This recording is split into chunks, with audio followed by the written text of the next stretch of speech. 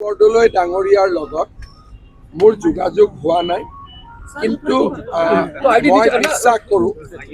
মই বিশ্বাস কৰোঁ যে প্ৰদ্যুৎ বৰদলৈ ডাঙৰীয়াই এতিয়া আৰু কংগ্ৰেছত থকাৰ প্ৰয়োজনীয়তা নাই।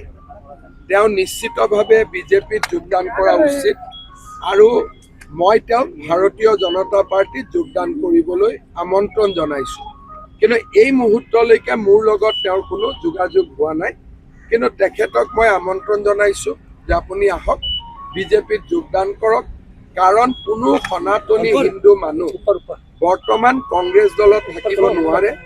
ভূপেন বৰাক যিধৰণে আমি সন্মান দিছোঁ, আপোনাকো আমি তেনেধৰণে সন্মান দিম। আপুনি আহি আমাৰ পাৰ্টিত যোগদান কৰক। এজন বিধায়কৰ নামটো নাথাকিব, কিন্তু সেইটো বেলেগ কাৰণে নহয়, সমষ্টিৰ ডিলিমিটেশ্যনৰ কাৰণে।